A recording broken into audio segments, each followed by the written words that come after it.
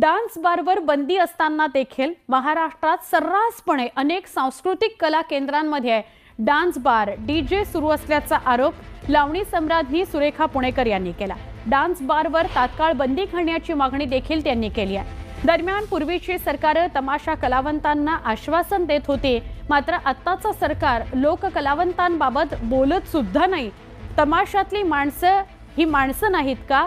कलावंतांनी तोंड उघडली तर तुम्हाला तोंड दाखवायला जागा उरणार नाही, त्यामुळे शुद्धीवर या, मतांचं राजकारण करू नका, अशा शब्दात ज्येष्ठ तमाशा कलावंत रघुवीर खेडेकर यांनी राज्य सरकारला इशारा दिला।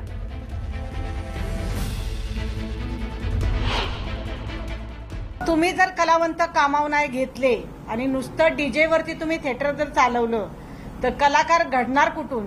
आणि आज कलावंतांवरती उपासमारीची वेळ आल्यामुळं आज 3-3, 4-4, 5-5 लोक एक कलावंतांच्या मागं आहे पोट भरण्यासाठी, आणि मग त्यालाच काम नसलं तर मागची 5 लोक कशी पोट भरणार?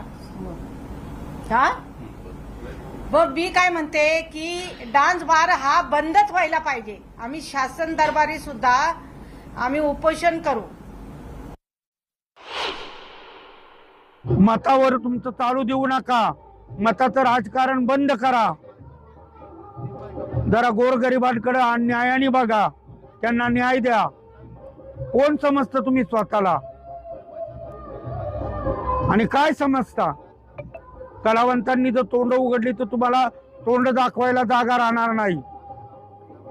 आम्ही वगनाट्याद्वारे, गाण्याद्वारे ते सगळं सादर करू, हा इशारा आहे माझा।